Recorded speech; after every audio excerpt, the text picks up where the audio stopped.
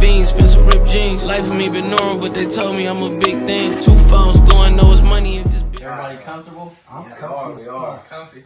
This is the first episode of the Peanut Gallery podcast. Something soft. Just gonna start things off. We got some paranormal stories for y'all. Hey, we got some shiznit. Shiznit. We got some shiznit. All right. So, are we gonna start off with mine and Ethan's property story? All right, start it off, bro. All right. Let's get straight into it. Straight into it. So I ain't gonna lie. So we bought the property, I don't know when, I think 2 years ago now, and it was the summer, and me and Ethan were there trying to just explore things because the previous owners of the house left everything. So we had to go through everything, pictures, books, writings, like everything. Okay. So we're going there, and we're talking like, what if this place is haunted, bro? Like, let's like look through some shit. Right. We're going, we open a little box that says like pictures and books. Open the book, right? And there's like pictures from like 1800s, like some like there was one of road school. Yeah, like road school. You know the road school at Elk Grove? Yeah, at Elk Grove. The girl was going to school at road school. Yeah, like in dead front ass. of the school. Like So we're looking through these pictures, and then we stumble upon this. So he gets his property. So we're walking in. Okay.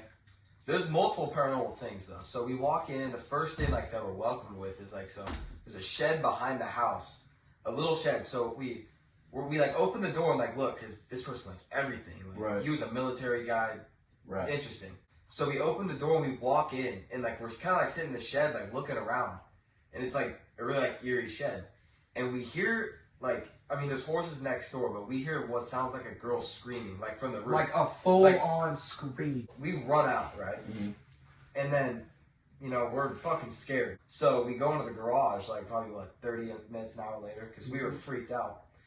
And we're going in, there's an attic.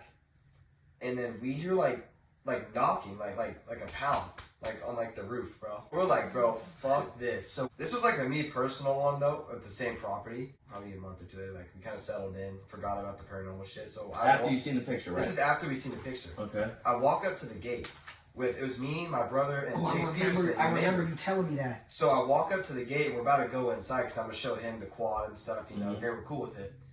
And they weren't there. The gate, I shit you not, I walk up to the gate, and I step on the gravel. And the gate is like loosely like chained, and the chain just falls, and then like so it's like kind of like rolling like a little bit. It doesn't roll all the way open, just a little bit. And I was like, bro, like fuck that shit. So we run, you know, all scared, and then that was my last paranormal thing with that place. Boys, I think I'm gonna hop back into it with mine. So look, bro, if you're from the Sacramento to EG area, you know South Sacramento. Yeah. I lived in South Sacramento about 4 years ago. My mom's ironing some clothes in her room, right? And she hears my big brother, John, scream like, mom, like hella loud and like in a scared way, you know what I mean? And she runs outside, like to the living room where my brother was, and he's like, what? Because he's just playing his game. He's like, what? And she's like, what? You just screamed my name. He's like, I didn't say anything. So that's already some scary stuff, bro. The next time we heard something, my mom, like the way our couch was set up, there's the TV and you can see the hallway. And she sees something like this, like creeping out one of the rooms, like constantly looking at her. But she never said anything because she always thought people were just gonna think she was crazy. Like, what are you talking about? But she ends up telling the family the story, and my dad was like, no way you've seen it too. Like, dude, he was like, no way you've seen that too. Later, like throughout of us living there, we ended up finding out someone died there, and they were like, but it's a good ghost, like it's a nice sister. And it's like later in the night, I don't think my parents were home, no one else was home, and there's an attic in that house, and we constantly heard something moving around in the attic, like too noticeable moving around. We just continue to hear something move around, like something's in there, like. But not like a mouse or nothing, like almost like something's walking and moving stuff over in there. Like, I swear to God, it freaks me out. And my dad went up into the attic and there was nothing there, but we continued to hear it. Like, only at nighttime, though. And it was only me and the same people that heard it. But we all heard it, so we know no one was lying. But every time my dad went up there was nothing in there. And then we would continuously hear someone moving around in there, like it freaks me out. Attics in any house. I gotta see a ghost, bro, to believe it though. Yeah. Hey, Herb, tell the tape measure. That one gives me So chills. I don't know what that would be to my dad. His cousin? He lives in Westwood, which is like north, I'd say, I don't know, 2-3 hours. And he bought this like old house because the town was like tiny, so all the houses were super cheap, and it was basically just a property. But the house was like, I think it might have been like burnt down, so it was just like literally like wood and stuff. And he bought the property for like $30K. It was like dirt cheap, and he spent like 2 years like building it up and stuff, you know, and like working on it, and finally made it to like a pretty nice house that he lived in. Built like a fireplace and stuff.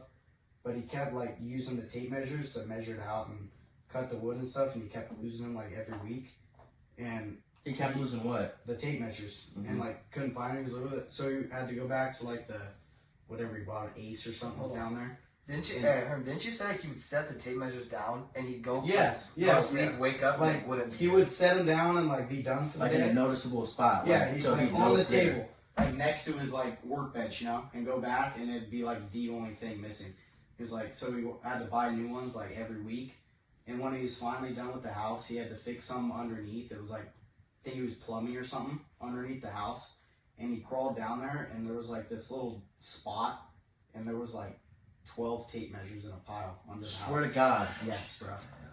He was freaked out. Bro, what? I don't even know what I would do if I crawled Oh, in my that's house and saw awesome. all the shit that went missing in a pile.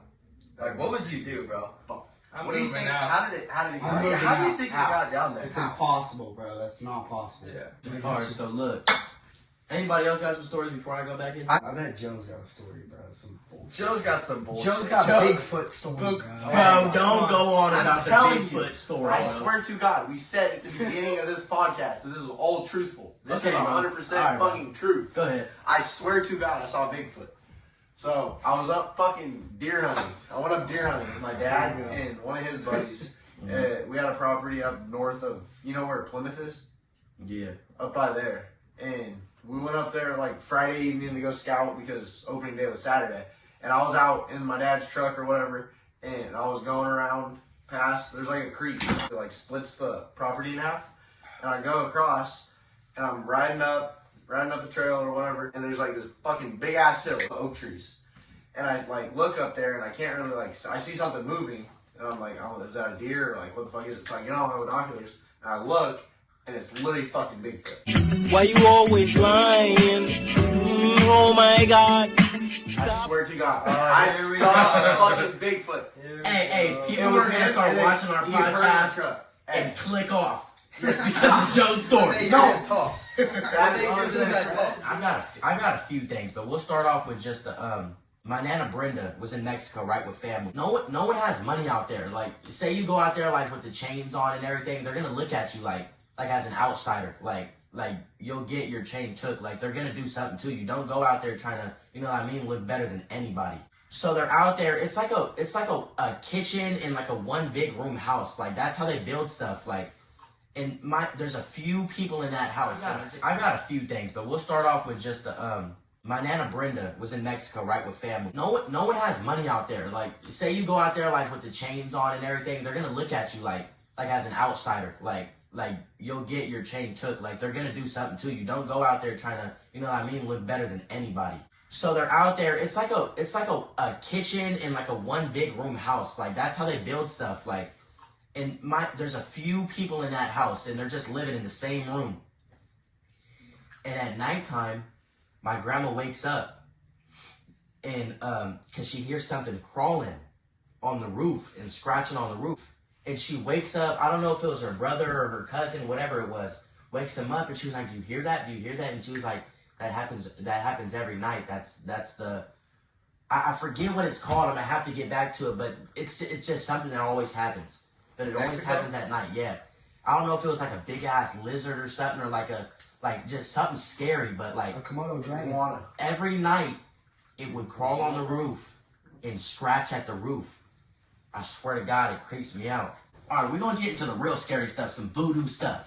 Oh, Some voodoo Let's stuff. go back to My grandma is out in Mexico. That's where most of her family's from. It's from Mexico or Texas, whatever. They're in Mexico.